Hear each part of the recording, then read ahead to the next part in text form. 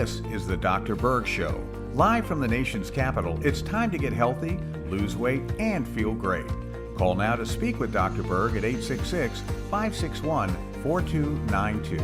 And now, Dr. Eric Berg. Well, good morning. We're back, and we're here to take your questions. Karen is here.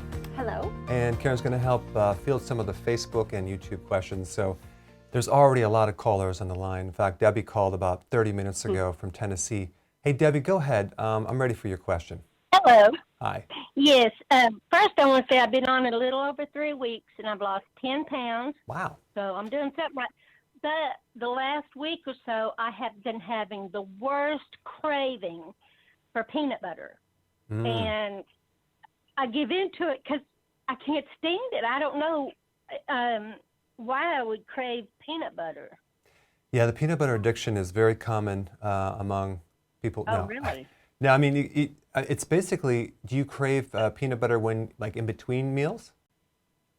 Yes. That's when I crave them. Yeah, so how many meals are you doing right now? Well, basically one, and then in the evening, I have Jello, sugar-free Jello, with that spray on topping because it has no carbohydrates. And basically one, and then I have something about 6 o'clock. I probably should have a meal, but. So here, the good thing is you're not craving sweet things, right? You're craving a fat. No. So that's good. No, so it's just the peanut butter, but I think could that be something missing?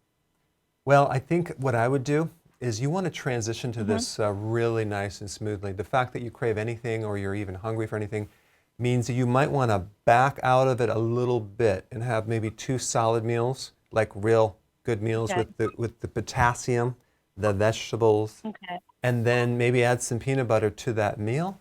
That's what I would do, because if you're going a little too fast, that can kind of throw you off a little bit. So just back it down a little bit. I'm freezing to death. Oh, you're freezing, I'm so you're cold? cold. Yeah, Yes. That's a low blood sugar thing. So you just have to back out of it a little bit. And, you start with 3 meals and 2 meals and 1 meal. So if you go too fast, then you're not adapted fully. So you're in the phase of adaptation. You just need to spend a little more time with maybe 2 meals. Really good, healthy meals. Okay? Okay. Sure.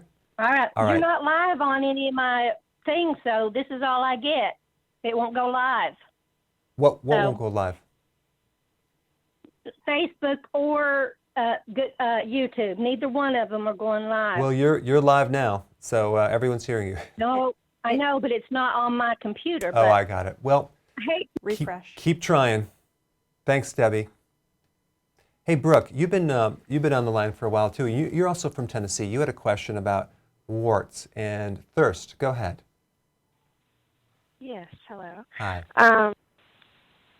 I had warts when I was a kid, like on my hands and my knees and my feet, and I also had them on my eyelid, those little weird warts that people get on their eyelid, and the doctors say that there's no way to prevent them. You can just like have them lasered off or froze off or like have them clipped off. And I would like to know how to prevent those. Okay. I'm sure there's a way to prevent them. And then why am I getting so thirsty after I eat? Because like I don't eat any sugar. Okay. So, quick question about the thirst. Do you have a history of eating a lot of sugar? Yes, I do. Okay. Did you just start the keto and intermittent fasting? No, I've been doing it for a few months. Okay. Has the thirst then increased as you started doing it? The thirst has just started like this month. Okay. Well, good. So let's talk about that. I just first of all wanted just to give everyone a disclaimer. Everything that I say and recommend is really not meant to diagnose anyone. Check with your doctor before taking all these recommendations that I might give you with, based on my opinion, but it's meant for your entertainment and education to do research. Okay, that being said, as far as the warts go, that's usually a viral problem, and there's some great remedies out there for viruses. One is something called monolaurin. Monolaurin, okay? It's a concentrated compound in coconut oil. You can get it online, go to Amazon, go to a health food store. Monolaurin It's one of the best things I know for viruses. You take small amounts over a long period of time, and then you can start beefing it up a little bit more. But that's a really good thing for viruses, a natural thing with, I don't know of any side effects. Okay, so as far as your thirst goes, typically if you're extra thirsty, it could even be a blood sugar problem, pre-diabetes, because diabetics usually have a lot of sugar problems when the sugar is really high. And then what happens is wherever the sugar goes, the water goes. So all the sugar goes out of the urine and the water goes out. So you're peeing more and you're thirsty more. That can be a blood sugar thing. However, if you're doing this for 2 months and maybe other things are improving, but let's say you're more thirsty, it could be you need more hydration or more quantity of fluids in general, because think about it. When you do the keto, which is low carb, you are getting rid of all the excess fluid in the body. It's almost like a natural diuretic. And that's why you need to keep your electrolytes very, very high. And the one that you need to keep high is the sodium, the salt. And that's what people forget, that you need at minimally a teaspoon a day. And that would give you about 2,300 milligrams. Salt is composed of, table salt is composed of sodium and chloride. So in table salt would be sodium, you'd get about 40%, but then the other 60% is chlorides. So to get the necessary sodium that you need a teaspoon of salt. So I would add more, you'll retain more fluid, you'll have more volume, your blood pressure, if it was low, will come up to a good range. But also low salt diets also worsen insulin resistance, which is interesting.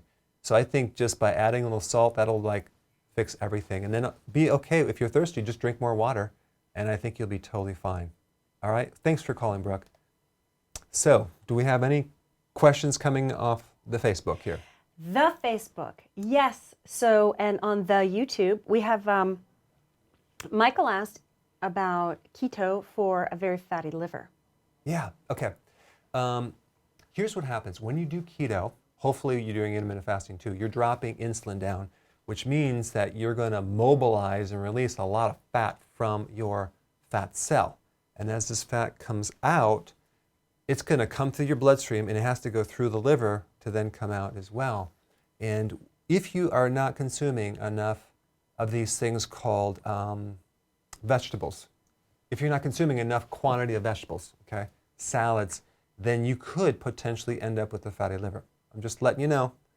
So you want to keep your vegetables very high, and you don't have to worry about it. In fact, doing that will then actually reduce fat on your liver. So yes, keto is one of the best things to get rid of fat off your liver, because the actual underlying cause of a fatty liver is high insulin, which can come from sugar or eating too frequently, and also definitely high fructose corn syrup will do it more than regular sugar. So. Good, I have another one. Okay. Okay, good. So Noreen on Facebook is asking, can she do the keto diet if she has adrenal fatigue? Well, I think it's going to be, if you have adrenal fatigue, it's the thing you need to do to lower stress. Being on a carbohydrate diet, especially a high carbohydrate diet, is stress on the adrenals. Burning fat is a low stress thing. Ketones are very low stress on the nervous system. And by the way, half of your adrenal is neurological tissue. So you're going to actually reduce stress. The thing that people are confused about is the intermittent fasting portion of this, where you're not eating and then your blood sugars aren't ready for it. So cortisol, which is the adrenal hormone, tends to break down protein a little faster, and it releases, turns it into sugar, and it can elevate your sugar. But if you go at this at a very nice gradual pace, where you're doing 3 meals, no snacks, and then slowly take that breakfast and start inching it towards lunch, it'll be the best thing for the adrenals. Just make sure that you're consuming a lot of electrolytes like potassium and magnesium and sodium for the adrenals. I use electrolyte powder for that. And then also the B vitamins, very important. Nutritional yeast is key. Those two things will really help your adrenals as you make the transition. But yeah, carbs are not good for the adrenal at all. Hey, let's go to a call from Paula. You're from Philadelphia. You had a question on the adrenal as well and the thyroid. Tell me what would be your question. Hi. Hi. I've been having a lot of adrenal issues. Not really fatigue, but I noticed like I have an increased heart rate, and like my blood sugar is all over the place. Like I can't get that into control. And I tried to do keto, but like I have a gallstone that's like measured at like 1.6 centimeters. And when I tried, like in the morning, I'll have the like 3 eggs with butter, avocado, and bacon. And I take the gallbladder formula, like 1 pill afterwards, and I drink apple cider vinegar before. And I have problems. Like I can't, and my blood sugar drops through the night, like it drops all day long. I can't get a control of it, even though I'm adding a lot of fats to my meals.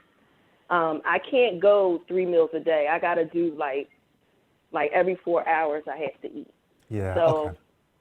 I don't know exactly what's going on. What's the quantity of vegetables that you're consuming? In the morning, I blend up 2 big handfuls of spinach, and I put a lot of stuff in it, like maca powder, MCT oil, just different chia seeds, a bunch of stuff.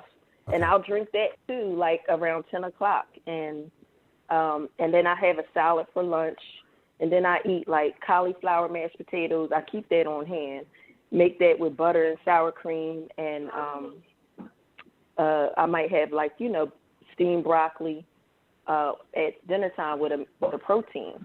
Okay. But I just can't get a handle on it. So the blood sugar. Let's just talk about this. I think this brings up a really good point. If someone has like a really dysfunctional adrenal thing, what happens is that you have this circadian wave of adrenal hormones that will normally is supposed to spike at 8 o'clock in the morning. And that's why even when you do intermittent fasting, when you get this spike at 8 o'clock, you have a higher level of cortisol, and that's normal.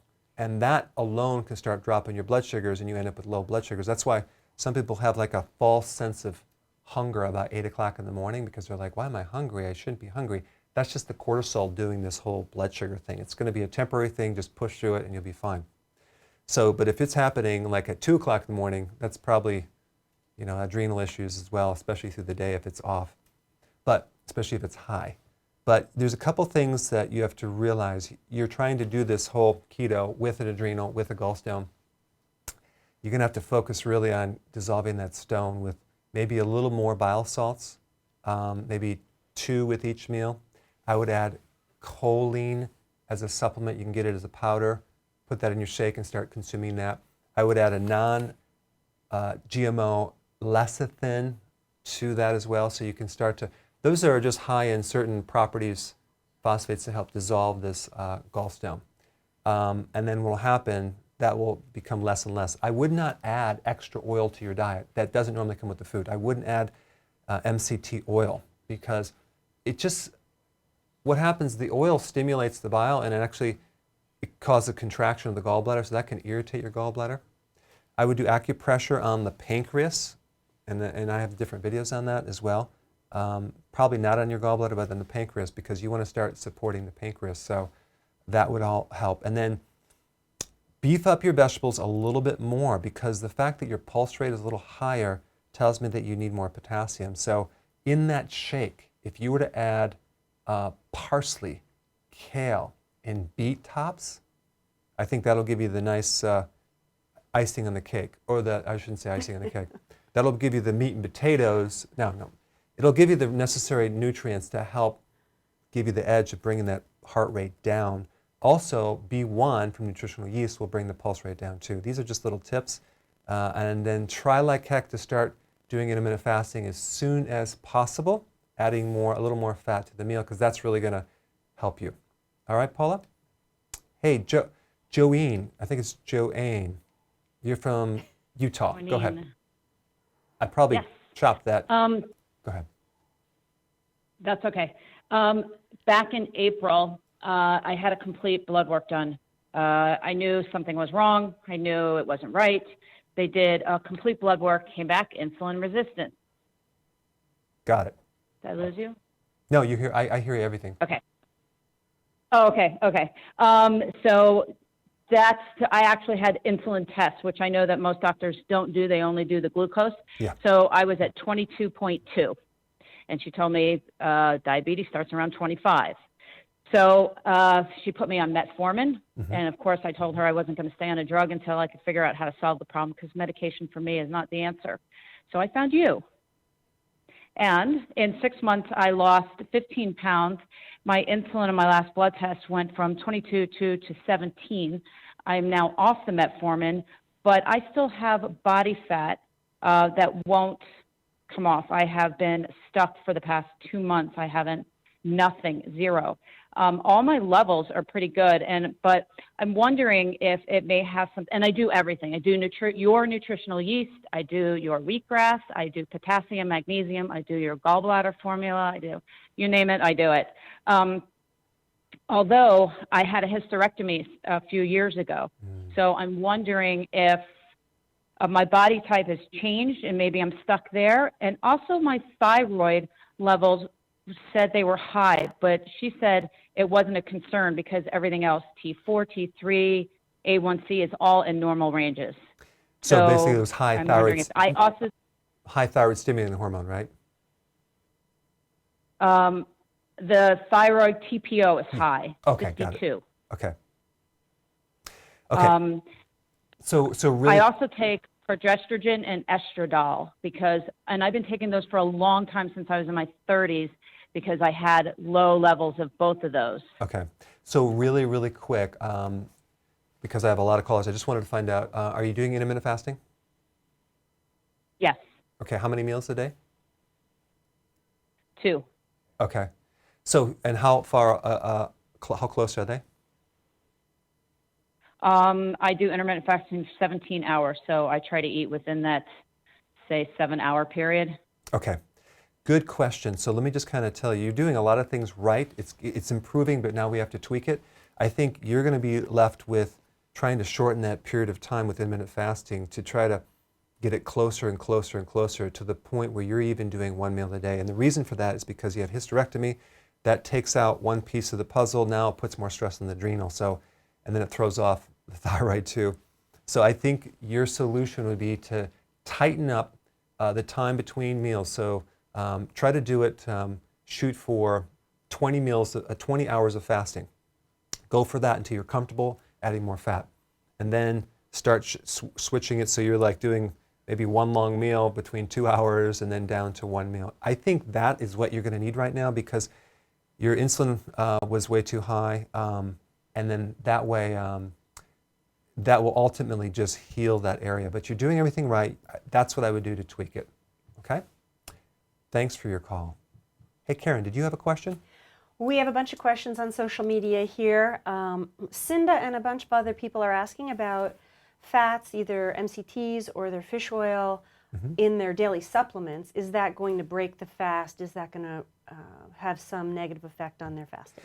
Well, this is a really good question. What about liquids? What about fats? What about supplements? What about carbs and supplements? All these different things. Let's just cover it. Well, it really depends on how many calories or how much mass that you're consuming that will then trigger insulin. If you're doing a very small amount of fat, it's going to probably spike it just a tiny little bit, okay?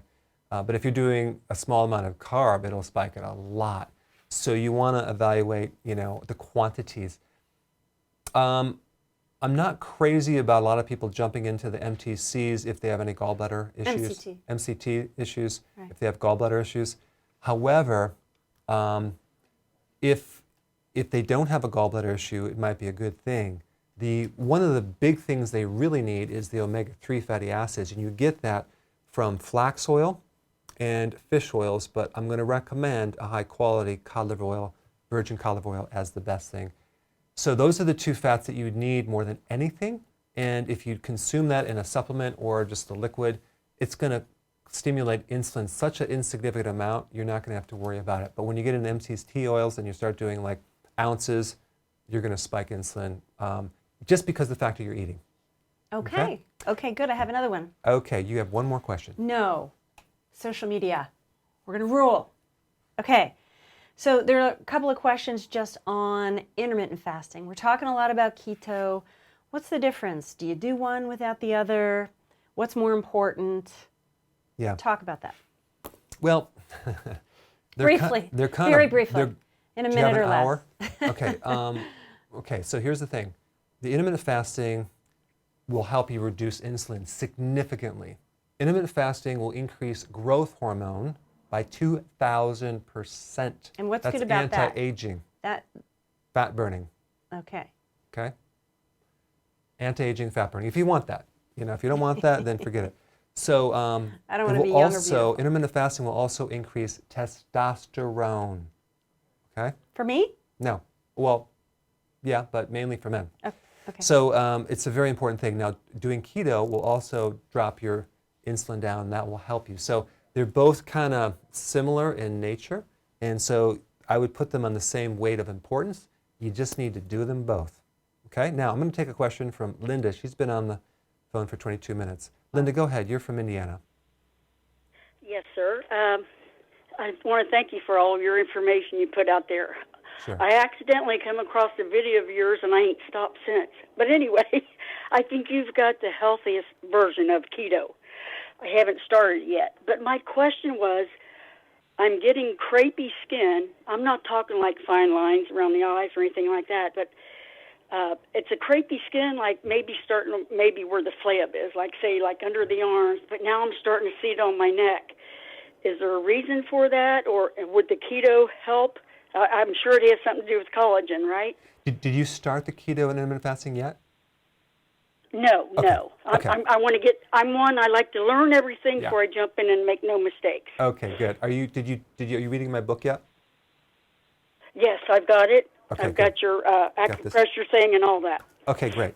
So let me just kind of give you a step-by-step really fast. This is a really good booklet to get started and then fill in the details. And I think you're doing it right. I mean, you're just learning all the details of how to do it. But as soon as you start, it's going to start making a huge difference with your skin. It's going to help you unwrinkle your wrinkles, okay? Because that is all collagen. You don't need more collagen. You need to do the intermittent fasting and the keto, which will drop insulin. Now you'll start absorbing amino acids, and you'll start having more elasticity, more youthful skin. It will start tightening up. There's another condition that is called autophagy, which is your cells recycling old, damaged proteins. So here you have this amazing mechanism which goes in there, cleans up all the damaged old proteins in your cells, cleans it up. Now you're left with really good, healthy cells that show up in nice skin, toner skin, less wrinkles. Plus the eating is going to be really good fat-soluble vitamins. You're going to start absorbing those. So that will fully handle your problem. So I would maybe this weekend finish the book and then jump right in and start Monday, because a good thing we don't have any holidays coming up to tempt you. Thanks, Linda. So I want to take a question from Christian. He's from California. Go ahead. Hi, Dr. Berg. Oh, wow. So good to talk to you. First off, I want to say thank you for all your videos. It has really changed my life. Oh, that's great. So I have a quick question. The first question is your electrolyte powder, right? I tend to have it like way too much. I want to know, does it break my fast or not? Because I have like one scoop of serving like almost every hour, Okay, right? And then I eat one meal a day, and it's very easy for me now because I'm so adapted. But the electrolyte powder, I'm so into it. So I want to know, is it okay for me to consume it as much as I want? And my second question is, so I'm eating one meal a day, and so I'm trying to back out from the fat a little bit, because I watched one of the videos. You said once we adapt, we can back out from the fat. Yeah. But the thing is, there's nothing else to eat because I have like 16 cups of vegetables, and then I have moderate amount of protein. But what else is there to eat if not the fat? Does that make sense? Yeah. Yeah, you got to eat something, right? So here's the thing. You could try, maybe add some hummus in there. Hummus would be good. And you have to replace it with something. So you have vegetables, you have protein, and you have fat. So I would maybe add some types of fats that normally come with the protein itself. So you can do like nuts or maybe cheese if you want to do that. Brie cheese is really good. Maybe when you have meats, have more of a hamburger, a fatty hamburger versus a steak. those are all important things. Now, as far as electrolyte powder, it has 1,000 milligrams of actual potassium per serving size. So you might want to stick with maybe 4 to 5 as the maximum, and because you're getting it from the vegetables. But some people can do more and not have a problem. I would stick with that if I were you. There's not going to be any danger, but just stick with that because that's really all you need. But you're getting a lot of minerals that are going in there. And the other thing that's not in there, unless you're doing, well, actually is a lot of salt. So because people normally get it from the diet. So as long as you're having enough salt and electrolyte powder, I think that'll give you enough minerals to help you with the hydration and performance. So I think you're doing great. So I'll just make those small little tweaks. All right? Okay, well, let's go to Karen for a quick question. Yes. Why are my questions always quick? Because I have these callers too. Okay, so Abdul here on Facebook, he's been suffering with congestion, rhinitis, all kinds of allergy problems for a long time, and he's basically been trying the med route, but he wants to know, what do you have to say about that? Well, there's a really good video. You have to check it out. It's called I think it's called a salt nasal rinse. It's a neti pot procedure that you have this little neti pot and you put sea salt in there and it goes up into your sinuses. You put a little garlic oil in there, oregano oil. It will clean out your sinuses really nicely. It's on YouTube. Just check it out. That's what I would recommend. And of course, you want to cut out the sugar because that breeds microbes and also congestion. So right, and isn't the liver really important when it comes to allergies and inflammation? Yeah, in fact, when you do the keto and intermittent fasting, you should have less and less allergies over time, especially the sinus, because you're also finally able to absorb vitamin A because you're getting rid of insulin resistance, which actually helps heal the inside of the membranes. So, yeah, definitely. Change your diet. Yeah, good. So I'm going to give you one more question real fast, Karen. Oh, see, I wasn't completely prepared. I had 2 lined up. Okay, somebody, let's see.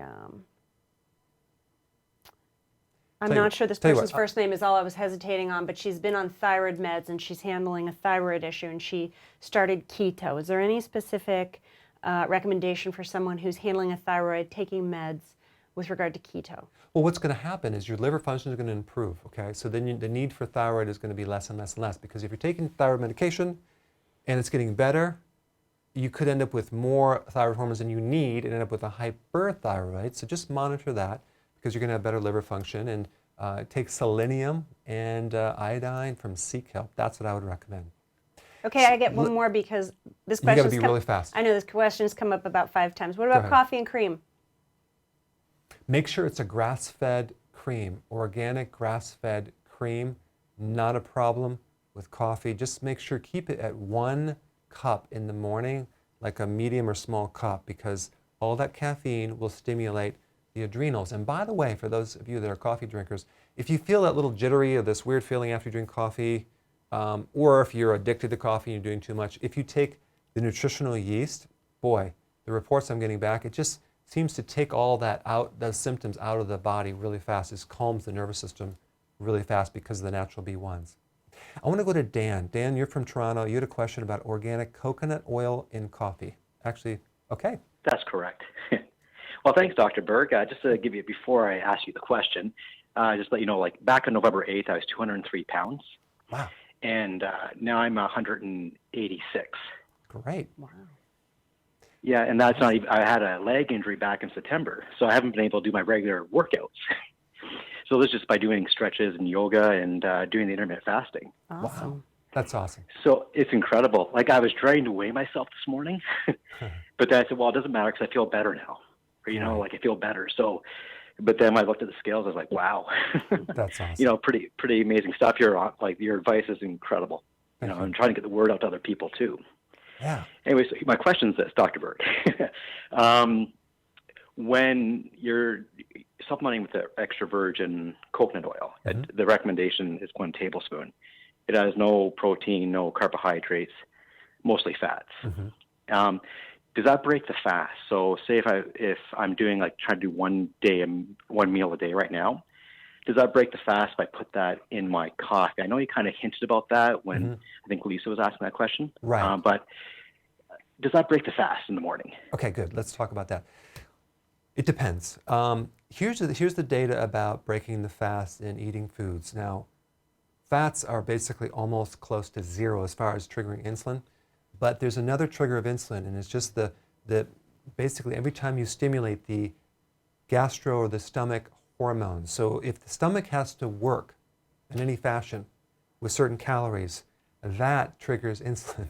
So it really depends on the quantity of fat that you consume and how bad your insulin resistance is. The healthier you are with insulin and the more that it works, you can get away with a little more fat. If you have major insulin sensitivity, just a little fat like a teaspoon could spike your insulin more than you would like.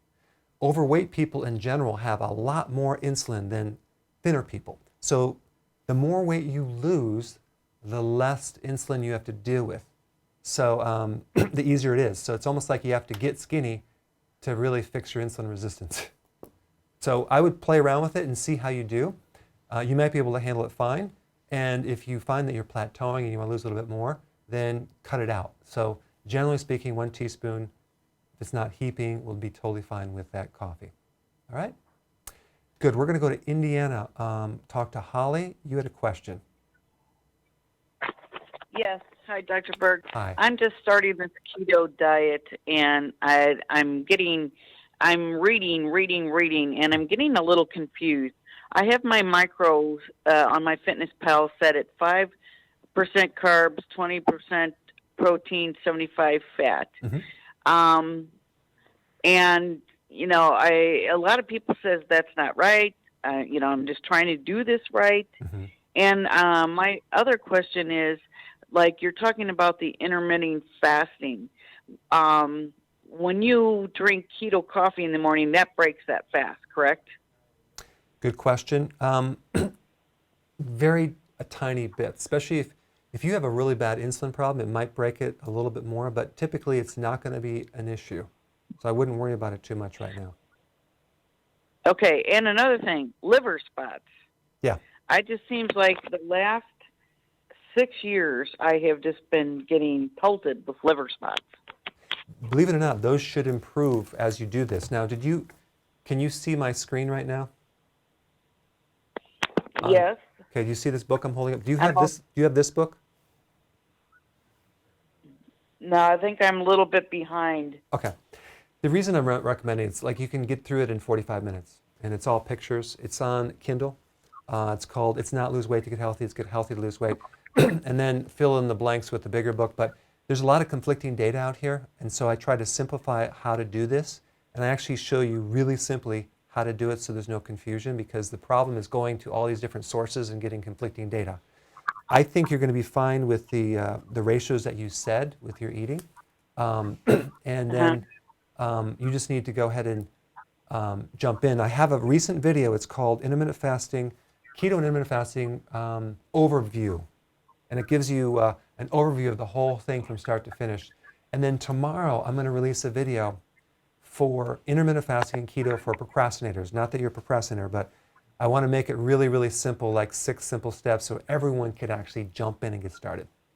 But I would start with this little book right here, get it on Kindle, and you could basically learn how to do this like in 45 minutes. Okay? Okay, yeah. Like I said, it's just so confusing, you know.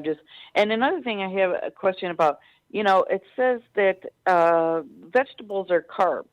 So if you're trying to keep your carbs under 20, you know, because I love salads. I could live off of salads. So, okay, so Holly, can I say something?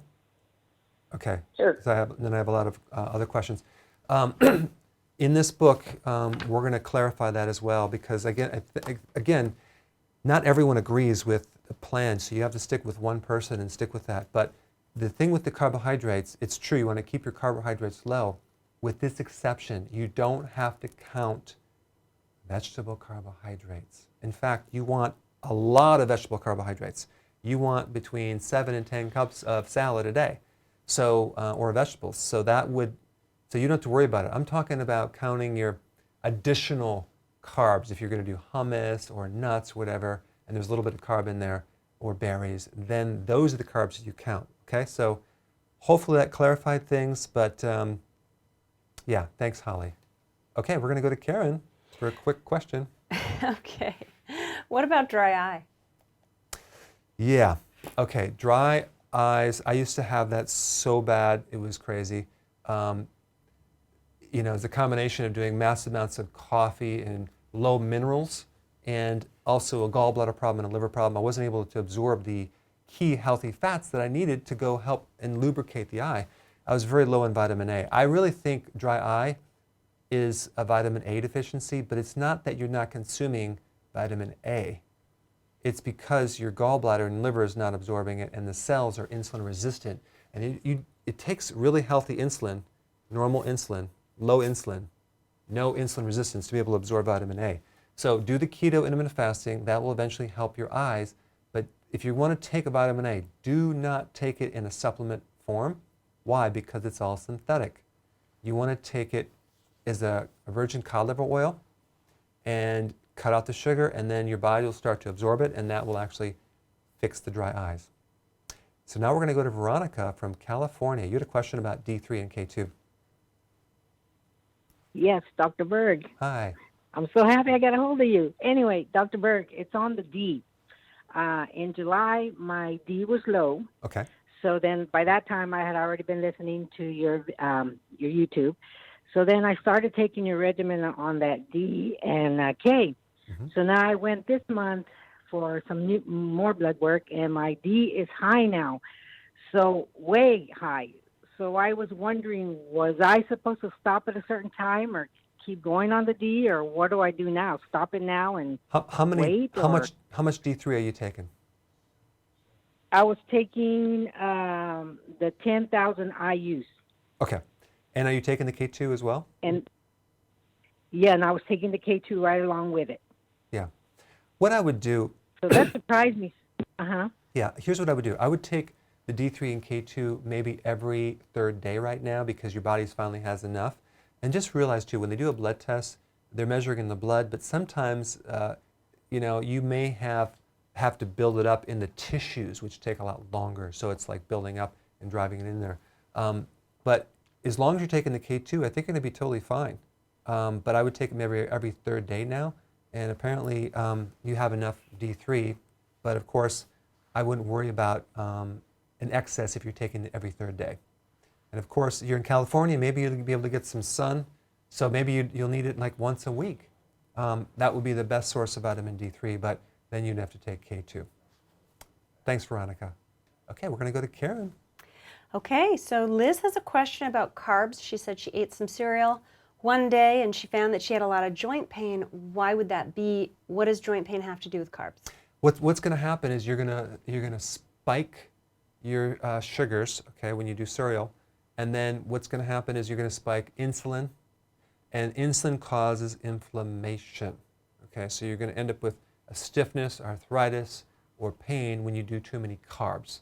So as you cut that down, all that should clear right up. In fact, if you add intermittent fasting to your keto, the severity of arthritis goes right down. So it's really good for arthritis and any type of itises, bursitis, tendonitis, you name it, all the itises, gastritis,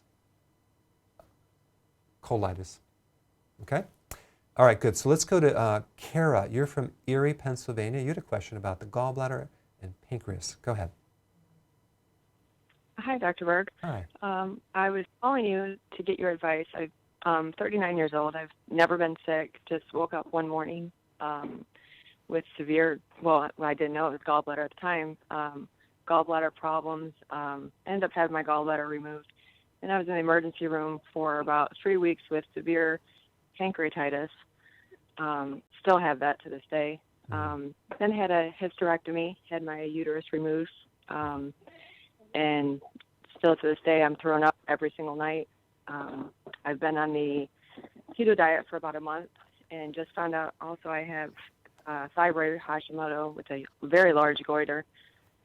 Just out of nowhere, I just started having all these symptoms and all these problems. And since I've been watching your videos, I have been a lot better because like I said, I've been on the keto diet for about a month, lost 22 pounds. Great.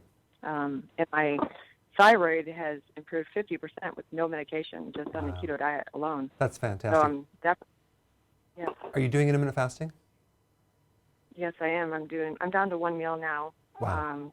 But last night I ate just a hamburger with some sauteed peppers and onions, and was very sick over that. Okay. Last night with that, just don't know what my root cause is. Right. I mean, like I said, I don't know what's going on. Are you doing my gallbladder formula?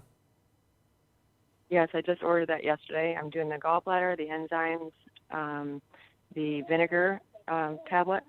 Okay. I take that before. Okay. Let me just give you some quick tips, Kara. Here's what you want to do. You want to take the gallbladder formula after you eat. That's going to start kind of giving you what you don't have right now, which is low bile. The fact that you're doing once a day as far as your meal, which is fantastic, it's going to give your pancreas a chance to chill out and heal. I would watch my videos on the acupressure to the digestive system. It's actually even in my membership site too. I go in more in depth, but if you start to do massage on these different organs, you can actually help improve the circulation because you're trying to help them with nutrition and foods, which is great, but they could be manipulated. They can actually, it's kind of like a muscle. If you have a tight muscle, you'd massage it, right? You can do the same thing with the organs, and that will actually speed things up tremendously. You'll be surprised. It's kind of like, it's like massage for your organs. It sounds strange, but it really, really works. The other thing you want to make sure is you really want to beef up your vegetables now and your potassium, which is going to, it's going to protect your pancreas. And yes, now you had these organs removed. You're just going to have to cope with that. But I would put more attention on your adrenals. I would do some acupressure on the adrenals. That's what I would do if I were you, because that's kind of like the last thing that's in stress mode, that if you actually improve that, you'd probably see a lot of change. Okay? Let me just get a quick call.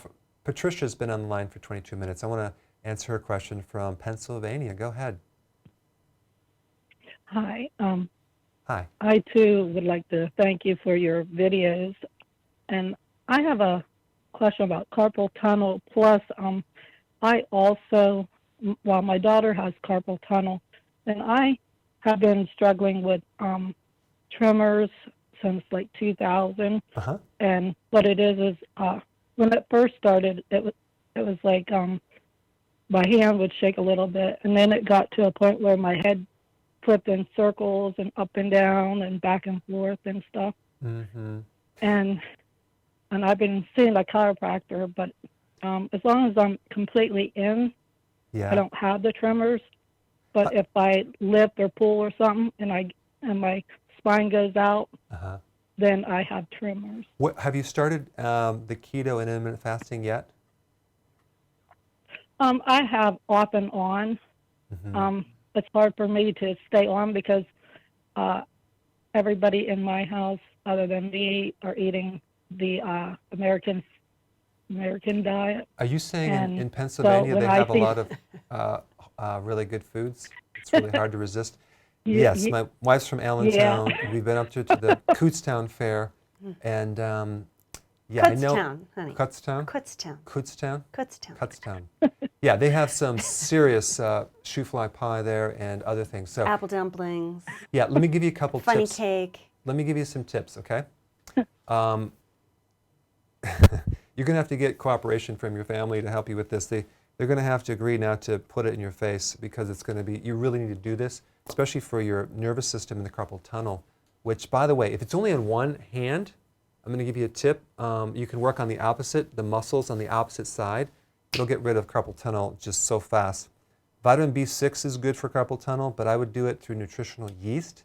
And the tremors should improve once you get into some serious ketosis with intermittent fasting and the keto. You're going to have to talk to your family. If they want to see you improve, then they're going to have to either go in the program to support you or hide all this food when they're eating, because I do know the situation. It's definitely a big problem. But now that you have the knowledge, now it's just going to have to try to make it easy. And then for your nerves and the tremors, unless you want to keep going to the chiropractor for the rest of your life, I would just really bite the bullet and talk to your family. Yeah, okay?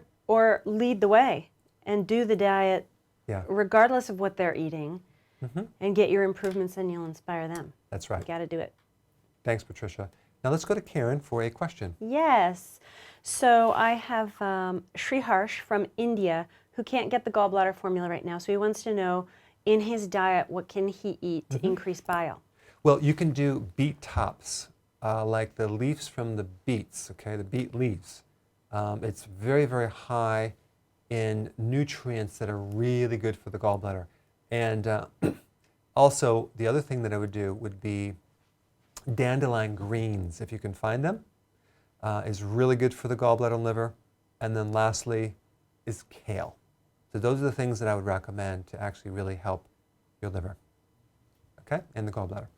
All right? So now let's go to Nella. You're from Texas. Go ahead. You had a question.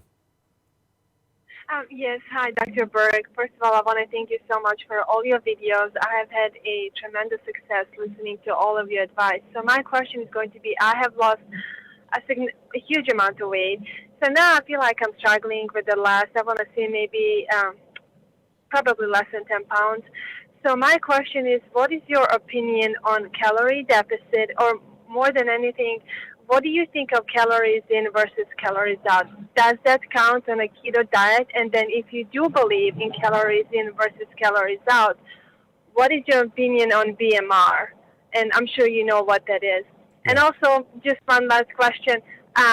What is your opinion on coffee? Okay. I love coffee. It's hard for me to give it up. So just your opinion on it, please. Like if I can get organic coffee, to drink it every day. Yeah, that's it. Okay, thank you. So you do one small cup a day, okay? And you're good. Make sure you don't put sugar in there with the coffee. Organic would be the ideal situation. Now, for the last, my viewpoint on calories is that we boils down to this. I'll show you. In my book, on page 6, okay? The definition of food: that which is eaten to sustain life, provide energy, and promote the growth and repair of tissues. Comes from the derivation which means nourishment.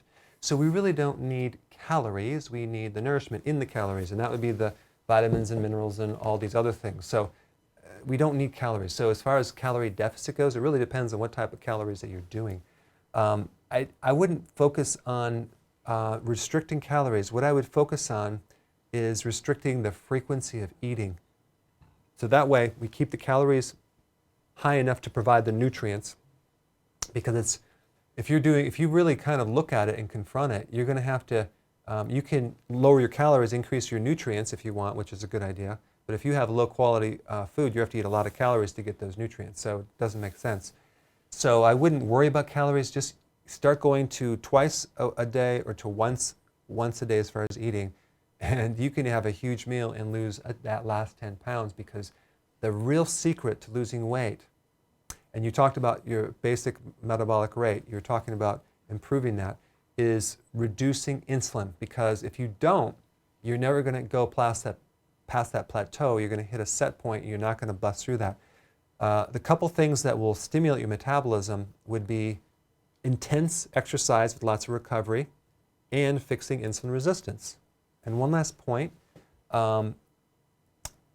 the best way to measure your metabolism or insulin would be your girth, your waist measurement, okay? Not necessarily even like a body comp test. I measure the waist. That way you know that if it's shrinking, everything is improving, because that's like the biggest indicator that you know things are getting better. I think that answered all your questions. There might have been one or two that I missed, but all right, so let's go to Karen. Okay, so we have Kai from Malaysia. He's a student, he's 19, and he says he has severe eczema, and he's been on some meds, and they're going to start or suggesting immunosuppressant. He doesn't want to do that, and he wants to know what else he can do. If you want to improve your skin, there's a couple things that you want to do. You can have different issues with skin that it's like mold growing on the skin, in which case you want to take any one of the number of things like grapefruit seed extract, oregano oil, things like that. You can start taking that orally through supplements. It really helps the skin. Also, getting enough of the vitamin A is going to be important, so that would be all the healthy fats. One of the best healthy fats would be egg yolks, okay? a lot of egg yolks, and maybe some grass-fed butter, cod liver oil. Awesome vitamin A. But taking it to the next step, you want to take a look at it, intermittent fasting, and see how you can include that in your lifestyle, because when you eat and then you stop eating for a period of 18 to 20 to 22 hours, you go through a system where you're recycling all this skin tissue and cells and proteins, and you're going to end up with a new layer of skin that's really, really nice. So as far as skin goes, intermittent fasting is the best thing, and that includes acne, because what causes acne and skin issues is high levels of insulin. And that's why women that have polycystic ovarian syndrome, they get acne, which is caused from insulin resistance and high insulin. If they can just go on an intermittent fasting program and cut the sugar out, man, it just completely clears up really nicely. Now we're going to go to Robert from Thailand. Go ahead, Robert. Hello, Dr. Berg. Thanks for taking the call. Last time I talked to you, I didn't have my lab reports, but I have them here. I just want to ask you, I'm looking at my GFR score, which is 69. Now, it says that I have kidney disease. Does that make sense to you? I'm 65 years old. And if there's a way to improve the kidney to make it stronger, I'd like to do that. Okay. So let's just talk about, go ahead. Go ahead.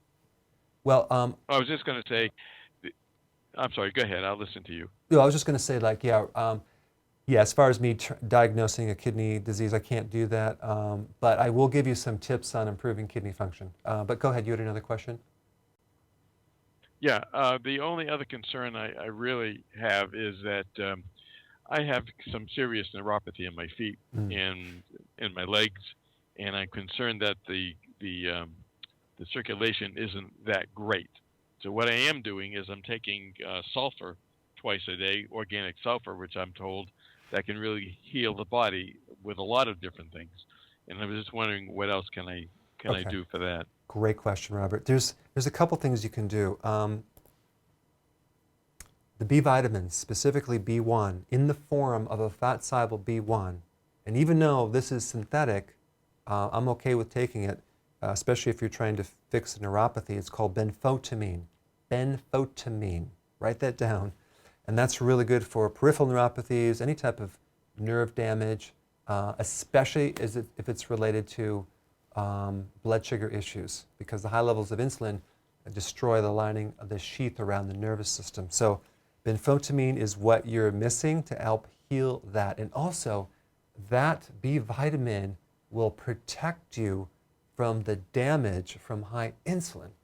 And it's really good for that. It's also good to actually support the kidney. If you're getting your potassium from large quantities of vegetables, that's also protective to the kidney. Now, there's a concern with people who have kidney disease, have too much potassium, but you can monitor that. But I think that's probably if you're going to take potassium supplement. But I've had people that have pretty serious kidney issues start adding more salad, and they monitor it with their doctor, the amount of potassium, and it actually improves the kidney function. So I would go with that, and then add the intermittent fasting in there. Those things would be very beneficial. Okay? Thanks, Robert. All right, now we're going to go to Michael from Missouri. Go ahead. You had a question. Hi, Dr. Berg. Hi. The reason I'm calling is because my wife was put on a thyroid medication, and it was about 2 years ago in response to her having sudden hair loss. And she's been on it for 2 years now, and she's really noticed no difference whatsoever. The hair kind of falls out, then it suddenly stops, and it will be okay for a little while. It'll be cyclical, and then it will start again. And so she's really not noticing any benefit. And we'd seen on one of your previous YouTube videos that you said it's probably a good idea to get off, and the sooner the better. So I really wanted to ask you what the strategy should be for coming off of a thyroid medication. Should there be some tests that are done before you do it and then after you do it? I imagine it's maybe possibly quite dangerous, so we wanted to just get your opinion on that. Okay, great. All right, here's my opinion, and again, check with your doctor before applying any of this. This is just my opinion. I'm not trying to diagnose you or tell you to come off your medication. What I would suggest that you do, if you're taking thyroid medication and you don't see change, then obviously there's something else going on, because if it really was a thyroid problem that's causing all your issues, then you would feel better. Your symptoms would improve, everything would go back to normal. And so they keep telling you to take it. They don't really tell you why, and you're here, keep going, and you're like, okay, what's going on? My hair's still falling out. Most thyroid conditions are secondary to either a liver problem or gallbladder problem because you're not converting to T4 to T3, and I have a video on that, or it could be high levels of estrogen.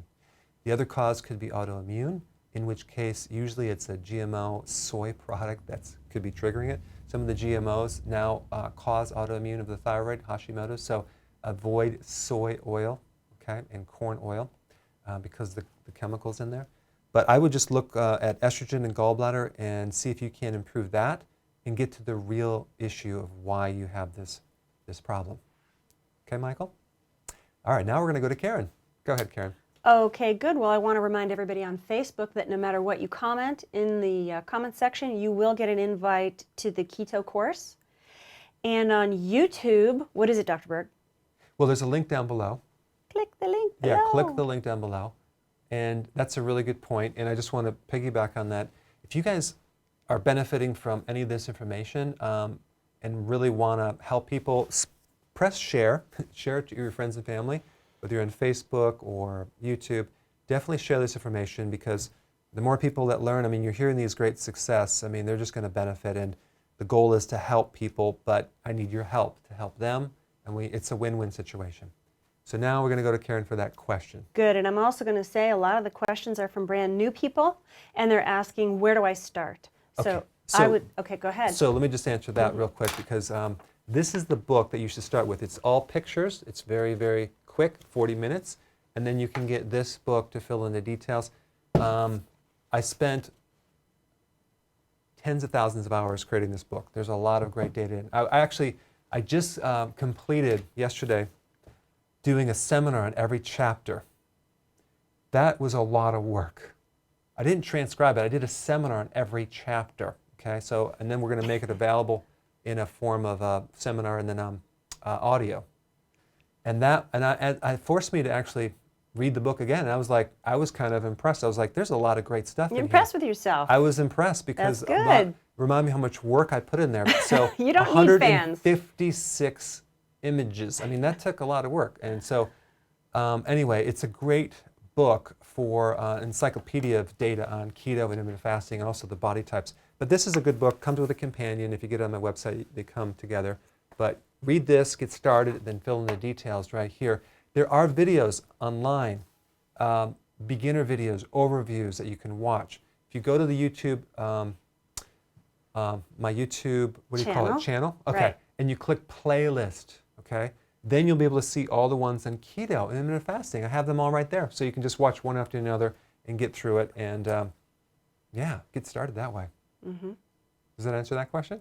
Yeah, that's good. A lot of basic questions and all the information's on the video. That's good. So then I have a question about someone wanted to know about achieving maximum autophagy, okay?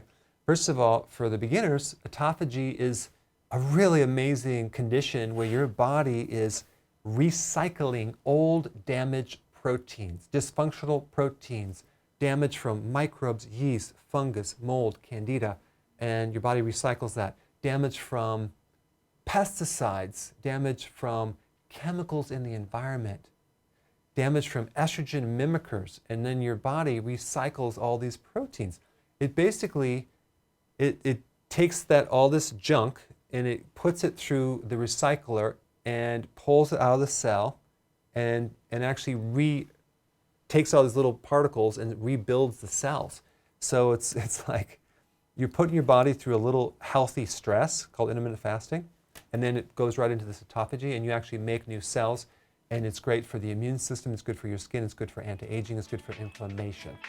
Okay? Other than that, it's not good for anything other than doing it. Wow, that was fast. Yeah.